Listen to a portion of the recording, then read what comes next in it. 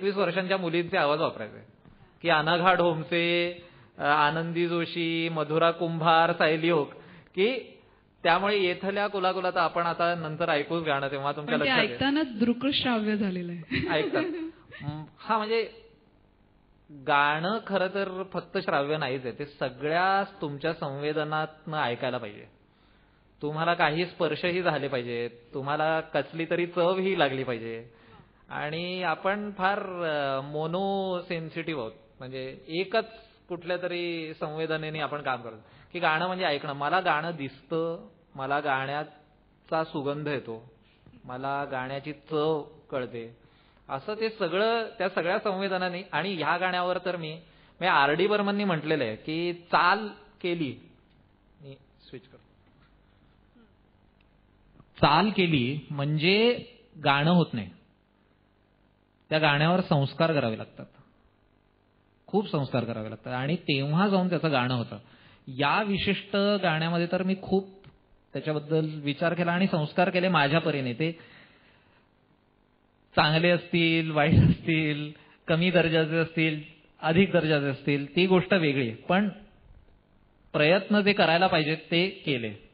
उदाहरणार्थ की सगळ्यांना एक एक ओळ दिलेली आहे गायला, फक्त लहान मुलं जी आहेत, मुग्धा वैशंपायन, रोहित राऊत, कार्तिकी गायकवाड, प्रथमेश लघाटे, आर्य आंबेकर, यांना 3 ओळी आहेत. मुलं 3 ओळी गातात, बाकी सगळे एक एक ओळ गातात. याचं कारण की ती मुलं आहेत आपली भाषा टिकवणारी, आणि ते पुढे बघितलं पाहिजे आपण. त्यांच्या हातात मशाल दिली तर ती धगधगती पाहिजे ना, त्यांना विजलेली मशाल देऊन उपयोग नाही. तर आणि ते ठेवतील. आणि इतकी मुलं ती सुंदर गायली, म्हणजे सगळ्यात कमी वेळ, मंदार गोगटे साक्षी आला की सगळ्यात कमी वेळ त्या लहान मुलांना गायला लागला. एका टेकमध्ये त्या मुलांनी त्यांची लाईन म्हटली, कारण त्यांना विश्वासच बसतो ना त्यांचा. आपण फार सगळ्यात आपल्याला संदेह असतो. हा म्हणजे गाणं हे मी जेव्हा करायचे आणि काही कल्पना लोकांना सांगितली ना, एका गाण्याने काय होणार, अभिमान असा काय रुजवता येत नाही, अभिमान आपोआप असावा लागतो. अहो पण ती रेडिओवरची पॉलिसी कुठे आपोआप झाली आहे, ते धोरण आहे ना, कोणीतरी ती मुद्दामहून केली आहे. आणि ज्या गोष्टीसाठी दुसरा मेहनत घेतो ना, ती गोष्ट आपल्याला आपोआप झाली असं वाटतं. आपोआप एक पोळी पडते आपल्या ताटात. पण तुम्ही विचार करा, तुम्ही विदर्भाच्या आत्महत्यांपर्यंत पोहोचता की नाही बघा. खूप लोकांचे परिश्रम असतात आणि कुठलीही गोष्ट आपोआप होत नाही. आणि एका गाण्याने काय होणार मला माहिती नाही. मी भविष्यवेत्ता असतो तर सांगितलं असतं की एका गाण्याने, या गाण्यानंतर 15 दिवसानंतर महाराष्ट्र ढवळून निघेल, 1 महिन्यानंतर पूर्ण भारतभर या गाण्याची कीर्ती पसरेल आणि पुढच्या विश्व साहित्य संमेलनाला मला बोलवतील, असं मी काहीतरी म्हणू शकलो असतो. पण तुम्हाला हिमालयाची यात्रा जरी करायची असेल तरी पहिलं पाऊल घराच्या बाहेर टाकाल की नाही. माझा काही दावाच नाहीये या गाण्याच्या बाबतीत, हे एकच पाऊल आहे, हे एक छोटं पाऊल आहे. मी घराच्या बाहेर पडण्याचा प्रयत्न करतोय.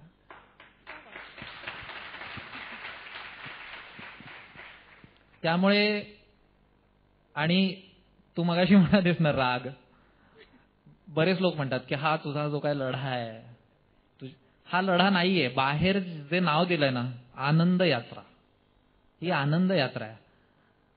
आपल्या भाषेसाठी लढा देण्याची वेळ अजून आलेलीच नाहीये. खरं तर आपण आत्ता जागृत झालो तर, आपण जर प्रेमाने भाषा बोललो ना आपली तरी खूप आहे, पण ते आपण करत नाही आहोत. तर ही गांधीगिरी असं म्हणा तुम्ही वाटलं तर. ही गांधीगिरी आहे की तुम्ही नाही मराठी गाणं वाजवत, ठीक आहे. आम्ही म्हणजे जेव्हा सकाळ वर्तमानपत्रात याच्यावर एक सदर येत होतं, तेव्हा एका सदरात जेव्हा मी म्हटलं की व्यावसायिक रेडिओ वाहिन्या लावत नाहीये हे गाणं, तर वाचकांची पत्र होती, आपण आंदोलन केलं पाहिजे, या लोकांना दाखवलं पाहिजे, लावायला सरकारने वरनं GR आणला पाहिजे की लावा गाणी. पण आपण मराठी माणसं असा का विचार करतो? आपण खरं तर असा विचार केला पाहिजे की कोणीच लावत नाहीये मराठी गाणी, म्हणजे कुठल्याही चांगल्या उद्योजकाला ही चांगली संधी आहे. मराठी गाण्यांचं 24 तास रेडिओ वाहिनी असेल तर आत्ता स्पर्धाच नाहीये हो. आपणच आपली वाहिनी सुरू केली पाहिजे. काय ह्यांनी लावलं पाहिजे आणि त्यांनी लावलं पाहिजे, आपण सुरू करूया ना. आणि ते सहज शक्य आहे. 10 व्यावसायिक रेडिओ वाहिन्या आहेत, त्यात एक मराठी असले तर काय, तर ते आपण शक्य त्यांना आपण पंख देत नाही आहोत. त्या आपोआप खरं उडतील, तुम्ही जरा त्यांना थोडी जागा दिली तर.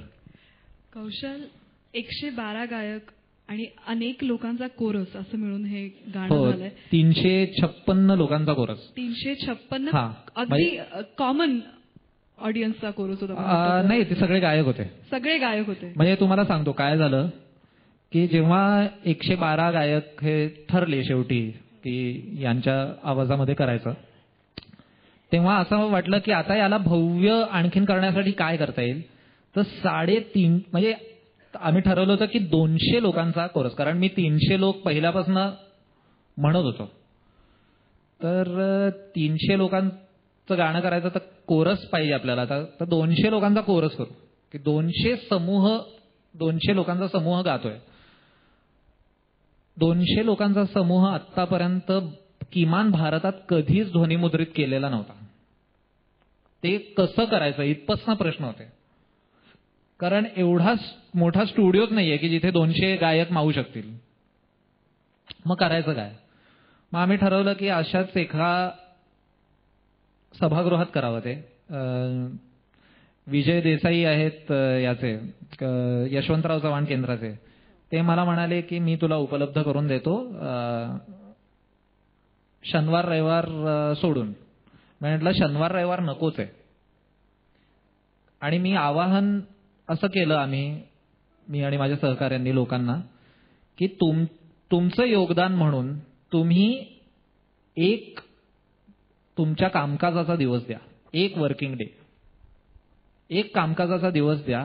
ज्यांना एका पट्टीत गाता येतं. एक छोटीशी प्रेस नोट दिली होती 2 वर्तमानपत्रांमध्ये आणि त्याच्यात दिलं होतं की तुमच्या कामकाजाचा एक दिवस द्या मराठी अभिमान गीतामध्ये समूह गान करण्यासाठी, आणि जे एका पट्टीत गाऊ शकतात त्यांचं स्वागत आहे.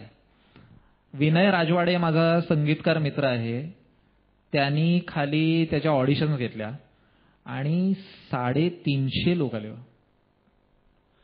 350 लोक आले. आणि मी तुम्हाला सांगतो या लोकांमध्ये पंजाबी लोक होते, बंगाली होते, मल्याळी होते, कन्नडा होते, तमिळ होते, कोकणी होते, मारवाडी होते, गुजराती होते.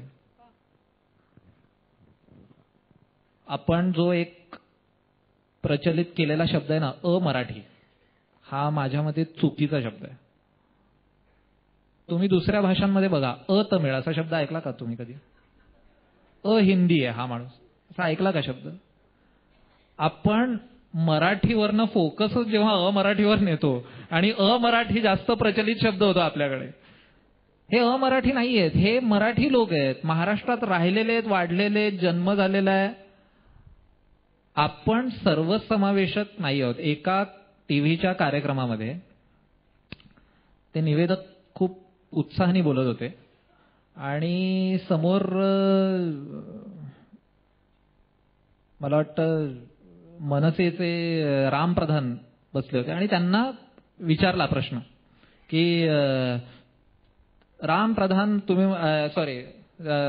राम कदम बसले होते आणि राम कदमांना प्रश्न विचारला की राम कदम तुम्ही मला सांगता तुमची मुलं कुठल्या माध्यमात शिकतात? राम कदम जरा हे झाले आणि मग निवेदकांनी प्रश्नाची धार अजून वाढवली आणि मोठ्या आवाजात विचारलं, राम कदम तुम्ही मला सांगा तुमची मुलं कुठल्या माध्यमात शिकतात? आणि मग ते निवेदक म्हणाले, विजयी मुद्रा त्यांच्या चेहऱ्यावर होती, आणि ते म्हणाले की बघा, यांची मुलंच इंग्रजी माध्यमातून शिकतात, हे कोण आहेत मराठी. पण यांनी आपण आपला समाज आणखीन दुभंगून टाकतोय. तुम्ही कुठल्या माध्यमातले, इंग्रजी माध्यमातले बाद, तुम्हाला मराठीवर बोलायचा नैतिक अधिकार नाही. कोणी इंग्रजी माध्यमात घातलं तुम्हाला? आईनी? आई बाद, वडील बाद, काका बाद, आत्या बाद, मावशी बाद. आपण सर्वसमावेशक का नाही आहोत? थोडं चुकीचं मराठी बोललं, अरे बोलतायत ना, बोलू तर द्या, संधी तर द्या. एखादा इंग्रजी शब्द आला, 2 आले, ठीक आहे. तुम्ही का निवेदकांना आणि निवेदिकांना धारेवर धरणार? त्यांना आपण संधी देऊ आणि जास्त प्रोत्साहन समजा दिलं तर मराठी वाढेल. पण आपण सर्वसमावेशक नाही आहोत. आता मी इंग्रजी माध्यमातला म्हणून तुम्ही मला सांगणार आहात का की तुम्ही उठून जा इकडनं? तुम्हाला काही अधिकार नाहीये मराठी अभिमान गीत करायचा. इंग्रजी माध्यमातून शिकलात म्हणजे काय? मुळातच मराठी अभिमान गीत हे ज्यांची मातृभाषा मराठी आहे अशा लोकांकरता नाहीये, ज्यांना म्हणून मातृभाषा आहे सगळ्यांचं हे गाणं आहे. मराठी भाषा ग्लोबल आहे, वैश्विक आहे, आणि हे अख्ख्या विश्वाचं गाणं आहे. मराठी भाषा ज्ञानेश्वरच म्हणून गेलेत ना की आता विश्वात्मके देवे, असं ते म्हणून गेलेत. ते समजा ग्लोबल आहेत, तर आपण का नाही आहोत ग्लोबल? या अनुषंगाने मला कौशल कुमार केतकरांनी कौतुक जेव्हा केलं होतं संपादक लोकसत्ताचे प्रकाशन सोहळ्याच्या दिवशी, तेव्हा ते असंच म्हणाले होते की ज्ञानेश्वरांनी म्हणून ठेवलंय की आता विश्वात्मके देवे, पण त्यावेळेला त्यांना खरंच माहिती होतं का की अशा पद्धतीने मराठी खरोखर ग्लोबल होणार आहे. आणि मला असं वाटतं खूप मोठी दाद तुला त्यावेळेला मिळाली.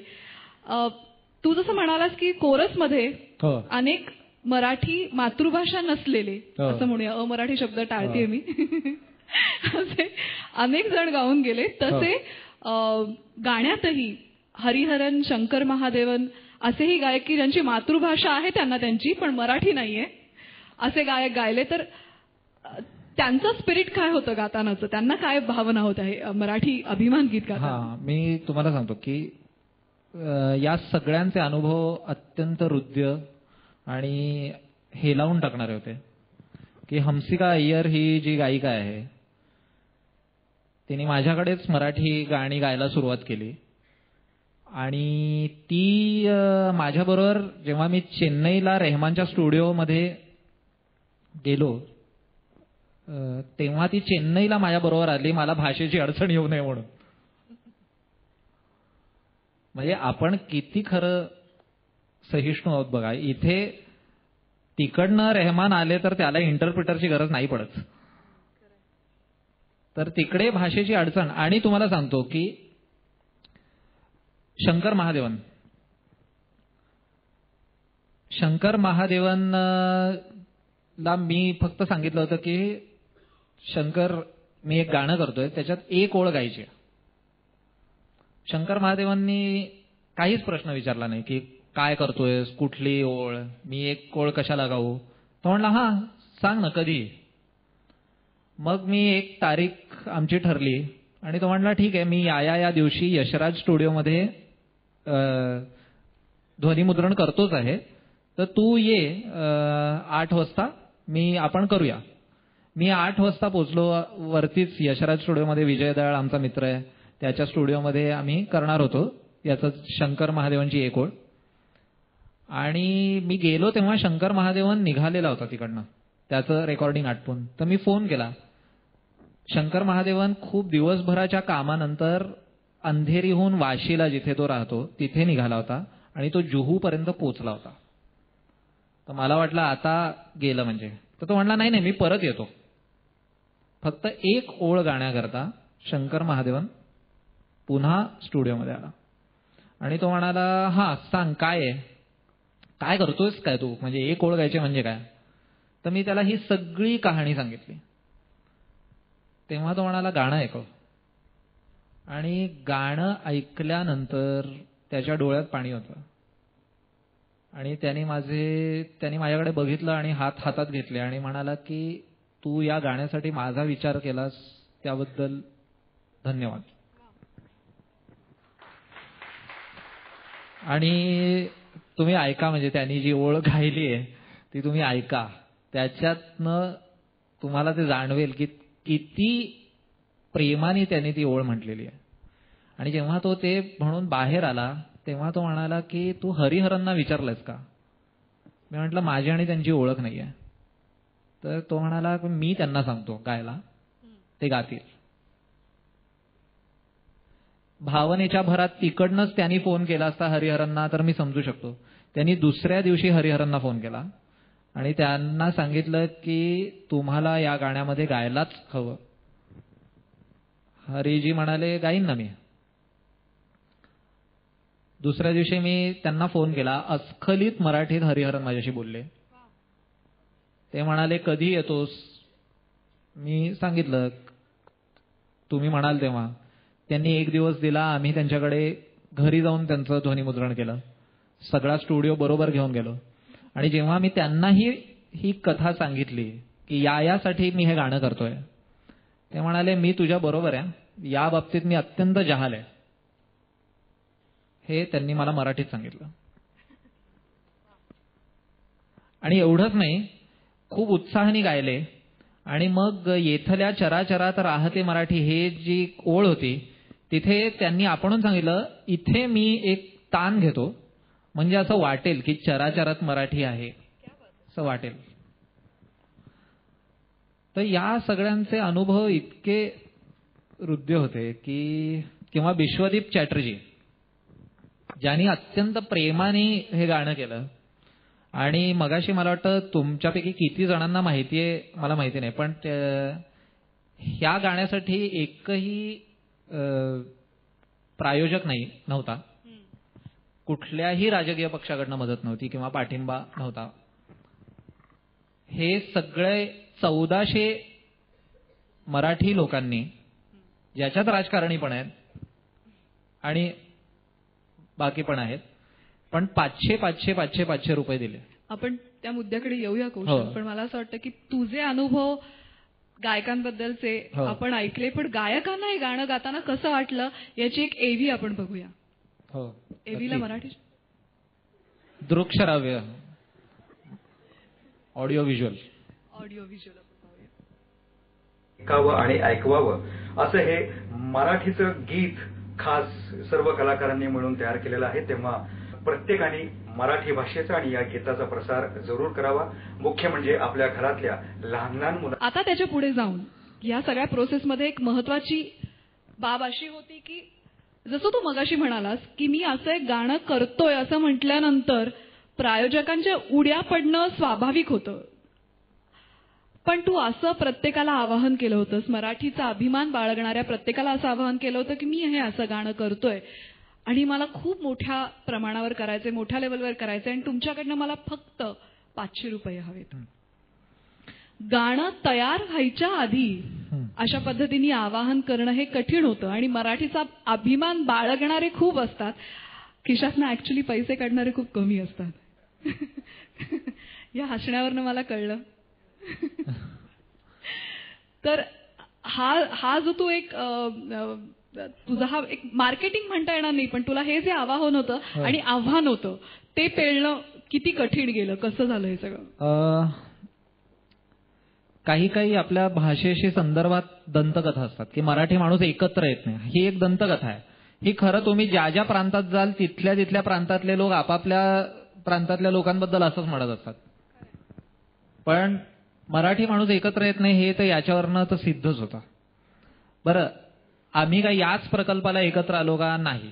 मी आणि सलील कुलकर्णी मिळून एक ऑनलाईन संगीताची शाळा चालवतो. अवधूत गुप्ते माझ्याकडे गायला येतो, मिथिलेश पाटणकर माझी गाणी अरेंज करतो, कमलेश भडकमकरचा कोरस असेल तरी मी गायला जातो,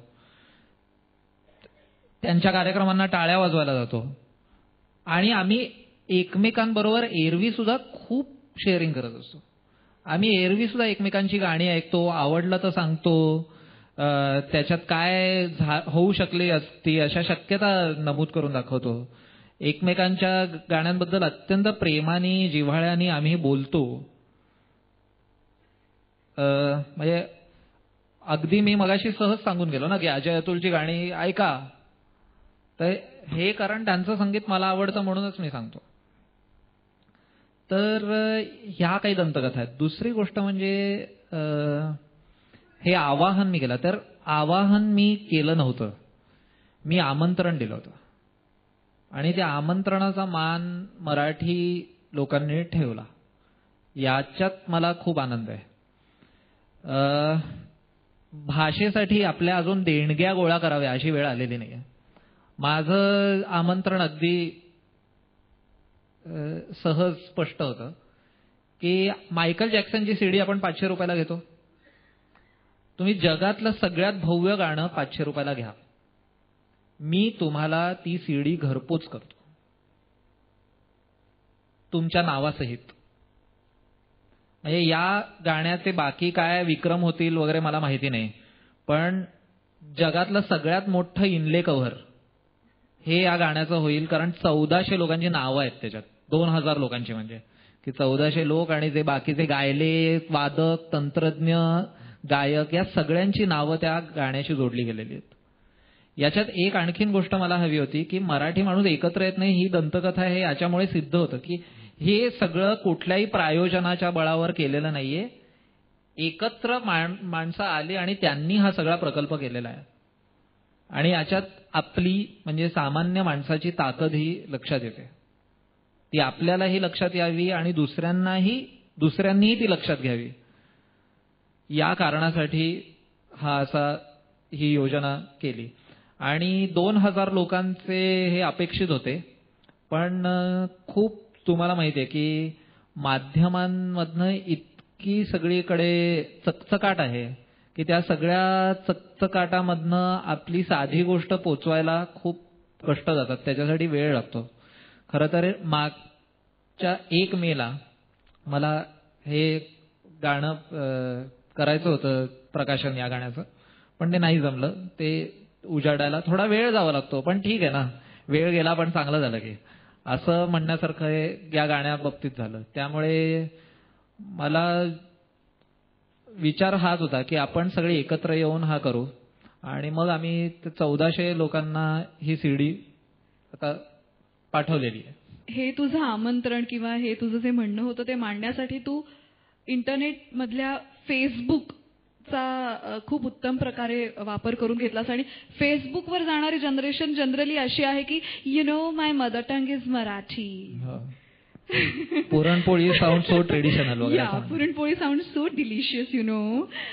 तर पण याही जनरेशनकडनं तुला खूप चांगला रिस्पॉन्स आला, तर याबद्दल तुला काय म्हणावंसं वाटतं? नाही, जनरेशनची गोष्ट नाहीये ही. तुम्ही मुग्धा वैशंपायनचं आणि कार्तिकेय गायकवाडचं गाणं आहे का, तुमच्यापेक्षा कुठेही कमी दर्जाची मराठी ते बोलत नाहीत. त्यांचंही प्रेम तितकंच आहे त्यांच्या मातृभाषेवर. आपली जबाबदारी आहे की त्यांना या प्रेमाची जाणीव करून देणं, एवढी आपली जबाबदारी आहे.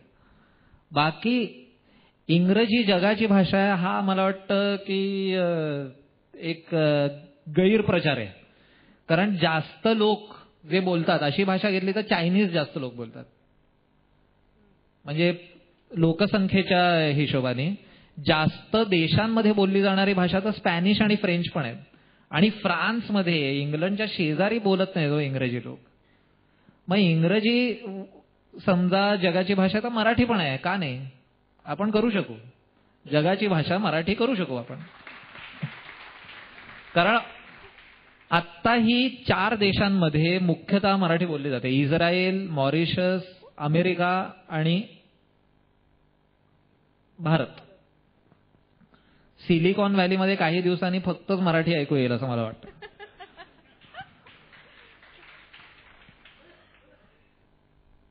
तर अजून एक नाजूक प्रश्न मला विचारायचा आहे की मराठीचा मुद्दा हा राजकीय पातळीवर अत्यंत ऐरणीवरचा आहे, अत्यंत नाजूक आहे, अत्यंत तापलेला असताना कुठल्या पक्षाची मदत तुला घ्यावीशी नाही वाटली का?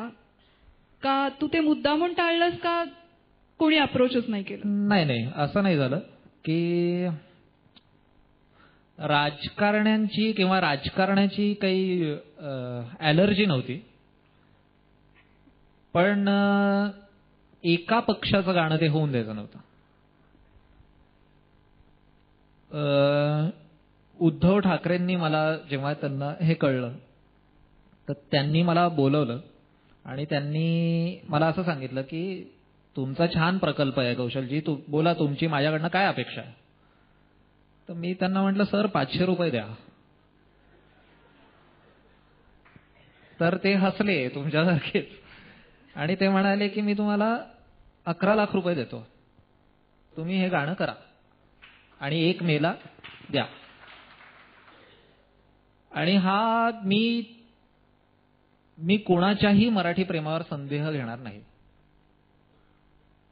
मी त्यांना म्हटलं की सर तुम्ही आहात मागे याचा खूप आधार आहे, पण तुम्ही 11 लाख रुपये दिले की ते गाणं फक्त शिवसेनेचं होईल, बाकी कुठे ते वाजणार नाही. आज मला काय फायदा मिळतो तर सकाळी मनसेचे रमेश प्रभू मला 500 रुपये देतात, संध्याकाळी शिवसेनेचे सुभाष देसाई मला 500 रुपये देतात आणि रात्री काँग्रेसचे संदेश कोंडविलकर 500 रुपये देतात. आणि आज तुम्ही या पुस्तिकेत बघितलं तर राज ठाकरेंचं पण नाव आहे, उद्धव ठाकरेंचं पण नाव आहे, दत्ताजी नलावड्यांचं पण नाव आहे आणि शिरीष पारकरांचं पण नाव आहे, पराग अळवणींचंही नाव आहे. सगळ्यांनी 500 रुपये दिले. आता ही नावं तुम्हाला कुठल्या राजकीय व्यासपीठावर एकत्र इतक्या लवकर दिसतील? तर ते म्हणाले बरं मग कुठल्या तऱ्हेने मी मदत करू, शिवसैनिकांनी पैसे दिले तर तुमची ना आहे का? म्हटलं अजिबात नाही, शिवसैनिकांनी जरूर पैसे द्यावे. तर त्यांनी मग स्थानिय लोकाधिकार समितीचा जो शिवसेनेचा कार्यक्रम असतो त्याच्यात मला बोलवलं आणि त्यांनी मला ते व्यासपीठ मोकळं करून दिलं. तिकडे मी गेलो, त्यांना सांगितलं की असं असं आहे आणि तुम्ही 500 रुपये द्या. आणि भरभरून प्रतिसाद मिळालाय मला याचा, आणि तो या दोन्ही पक्षांकडनं मिळालेला आहे. आणि मला वाटतं सामान्य माणूस म्हणून सुद्धा आपण फार राजकारणाकडे तिरस्काराने बघतो असं बघायची गरज नाहीये. कारण आपण डेमोक्रेसीचा भाग आहोत, लोकशाहीचा भाग आहोत, आपण तितकंच त्या राजकारणाचा भाग आहोत. ग्रीक मधला जो इडियट हा शब्द आहे त्याचा अर्थ असा आहे जो मतदान करत नाही तो. आपण मतदान करतो तिथेच आपण राजकारणाचा भाग आहोत, याला अगदीच तिरस्काराने बघायची गरज नाहीये. पण या कारणासाठी राजकीय पक्षांनी एखाद्या स्पॉन्सर करणं हे गाणं हे मी मान्य करू शकत नव्हतो. आणि त्याच्यात तुम्ही बघा त्या सगळ्या यादीमध्ये अनेक राजकीय नेते आहेत, अनेक सामान्य माणसं आहेत, आणि त्याच्यात तुम्हाला फरक कळणार नाही की राजकीय पक्षांच्या लोकांची नावं एकत्र मोठ्या टाईपमध्ये वगैरे असं नाही, सगळ्यांची नावं एकत्र आहेत आणि त्याच टाईपसेटमध्ये आहेत. कौशल, तू गेले 1.5 वर्ष कुठलंही व्यावसायिक काम न करता एका मिशननी जगत होतास आणि ते मिशन पूर्ण झालं 27 फेब्रुवारी 2010 आणि ते अत्यंत भव्य प्रमाणावर झालं. म्हणजे न भूतो न भविष्यती असं मला त्यावेळेला वाटून गेलं. मी तिथे होते, याची देही याची डोळा, मी तो संपूर्ण अनुभव घेतला. सगळेजण इतके भारावून गेलेले होते, आम्हीच इतके भारावून गेलो होतो. तर तुझी अवस्था काय असेल, मला आज तुला विचारायचा आहे हा प्रश्न. मी त्या दिवशी सुद्धा सांगितलं, आज ते पुन्हा सांगतो की मला असं वाटलं होतं की मला खूप समाधान वाटेल, पण मला ते वाटत नाहीये. कारण आपण म्हणतो की माहुलीचा डोंगर चढून जाऊ आणि तिकडे तो डोंगर चढतो तर लक्षात येतं की रायगड अजून त्याचा कडा वरती आहे. म्हणजे जास्त क्षेत्रफळ तुमच्या टप्प्यात येतं नजरेच्या, पण तुम्हाला असंही कळतं की आणखीन बरंच काही काय उरलेलं आहे. आणि मला वाटतं ते करण्याची गरज आहे. तर त्यामुळे मला समाधान वाटलं नाही, पण मला अत्यंत कृतज्ञता वाटली. म्हणजे मी त्या दिवशी असं म्हटलं होतं की ब्रिटिश एअरवेजची एक जाहिरात होती की जिथून जिथून ते ब्रिटिश एअरवेजचं विमान जातं तिथे तिथे पाऊस पडतो आणि वेगवेगळ्या देशांमध्ये वेगवेगळ्या कोपऱ्यामधले जगाच्या असे लोक आकाशाकडे बघतात पाऊस पडतो म्हणून. तर एक छोटीशी पोर आहे ती विस्मयाने आकाशाकडे बघते पाऊस पडतो म्हणून. एक तरुण जोडपं आहे ते हर्षाने बघतं की पाऊस पडतोय. आणि त्याच जाहिरातीमध्ये एक आफ्रिकेतलं एक दृश्य होतं की आफ्रिकेतल्या वैराण तडे गेलेल्या जमिनीवर पावसाचा पहिला थेंब पडतो आणि तो एक आफ्रिकन शेतकरी बाहेर पळत येतो, धावत येतो घराच्या की पाऊस पडला. आणि तो पावसाचा थेंब तो पडताना बघतो त्या जमिनीवर आणि अत्यंत कृतज्ञतेने तो आकाशाकडे बघतो. मला त्या शेतकऱ्यासारखं वाटतंय.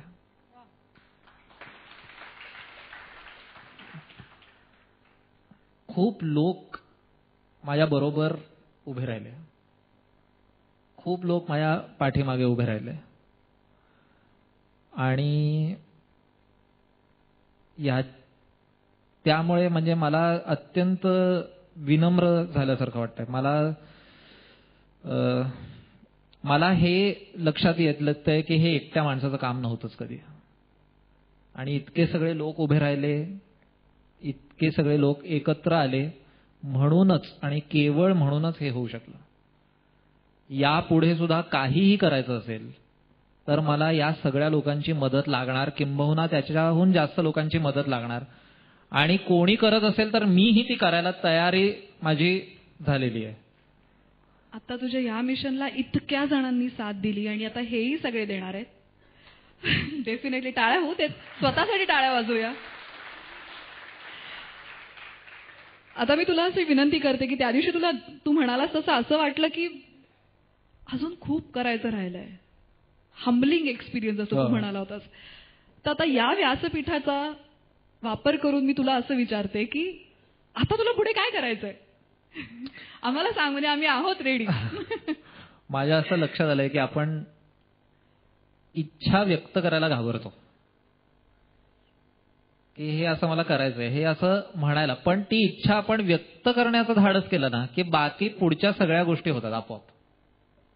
तर मी इथे या व्यासपीठावरनं इच्छा व्यक्त करतो की येत्या नजीकच्या काळामध्ये मला संयुक्त महाराष्ट्र चळवळीच्या पार्श्वभूमीवर एक चित्रपट तयार करायचा.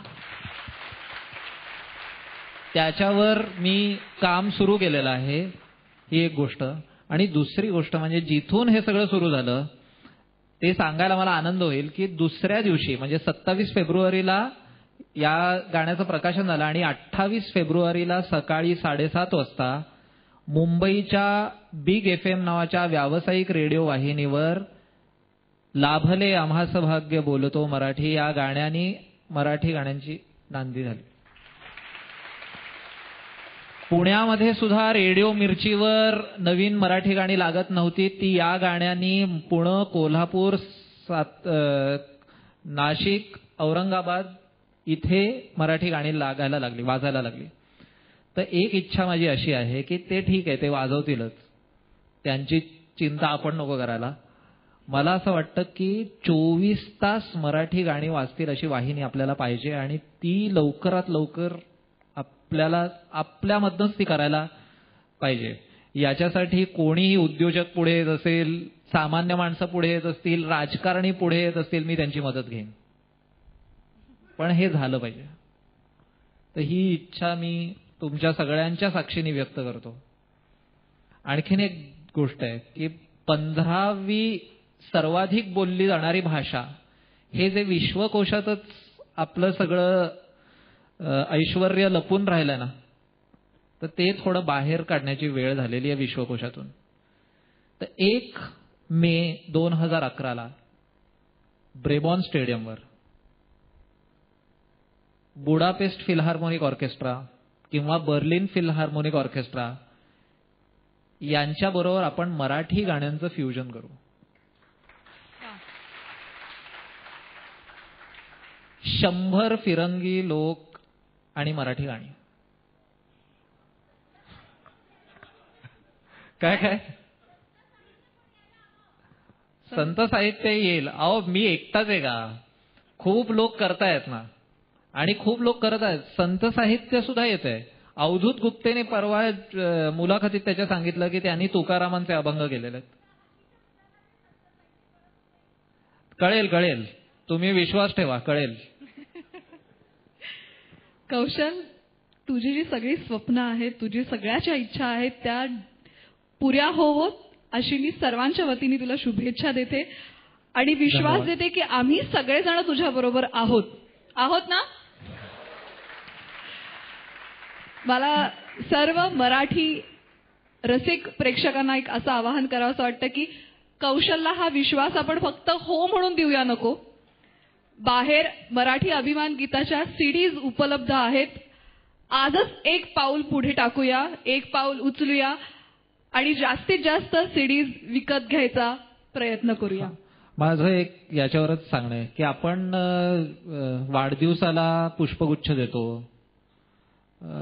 फुलं देतो, तर त्यापेक्षा तुम्ही मराठीची सीडी दिलीत, अगदी अभिमान गीतच दिलं पाहिजे असं काही नाही, मराठीची कुठलीही सीडी दिलीत तर त्या निमित्ताने चांगली मराठी गाणी घराघरात पोचतील आणि ते राहतील. दुसऱ्या दिवशी फुलं कोमेजून जातील, पण या गाण्यांचा सुगंध दरवळत राहील. तर माझी अशी अत्यंत नम्रपणे तुम्हाला अशी हे आहे की तुम्ही त्या मराठी गाण्यांच्या सीडीज द्याव्या लोकांना. धन्यवाद. धन्यवाद कौशल. बाराखडी त्रिमिती बाराखडी दिलसेच्या वतीने मी तुझे मनापासून आभार मानते. मी माझ्या वतीने त्यांचे, डॉक्टर सावंतांचे अत्यंत मनपूर्वक आभार मानतो. शशिकांत पाटकरजी आहे तिकडे, त्यांचे आभार मानतो की एवढ्या सगळ्या, आणि तुमचे की तुम्ही एक माणूस पोटतिडकीने बोलतोय आणि इतक्या लोकांनी त्याचं ऐकणं हे सोपं नाहीये काम. ते तुम्ही खूप समर्थपणे केलं, त्याबद्दल मी अत्यंत आभारी आहे. आणि खूप मजा आली मला तुमच्याशी बोलताना. तुम्ही याच्यातनं पार पडलात की नाही मला माहिती नाही, पण धन्यवाद. अतिशय मनापासून आभार. आभार मानलेले आहेत, पण कार्यक्रम इथे संपत नाहीये. हे गाणं आपण ऐकणार आहोत, लाभले आम्हास भाग्य बोलतो मराठी, आणि त्याच्याबरोबर त्याची ऑडिओ व्हिज्युअल बघणार आहोत. ज्या गाण्याची ओळ ज्यांनी म्हटली आहे त्यानुसार ही ऑडिओ व्हिज्युअल तयार केलेली आहे, तर त्याचा आपण आनंद घेऊया. आणि खरंच आनंद देणारी अशी ही आनंद यात्रा इथेच विश्रांती घेते. कौशल, ये हृदयीचे ते हृदयी घातले, हृदया हृदय एक जाहले, असं पण ज्ञानेश्वरांनी म्हणून ठेवलंय. आता डॉक्टर दीपक सावंत आतमध्ये सांगत होते की त्रिमिती आणि त्यांची या कार्यक्रमाच्या निमित्ताने जेव्हा पहिली मीटिंग झाली त्यावेळी 24 तास मराठी या प्रकारची वाहिनी असावी असा एक विचार झाला. आणि आता डॉक्टरांनी तिथून सांगितलेलं आहे की आमचा सर्वांचा पूर्णपणे पाठिंबा तुमच्या या प्रकल्पासाठी असेल. धन्यवाद. धन्यवाद. आपण गाणं पाहूया आणि ऐकूया.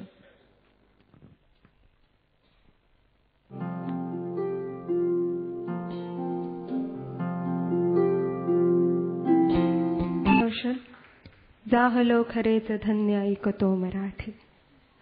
धन्यवाद. उद्या आपण पुन्हा एकदा भेटणार आहोत.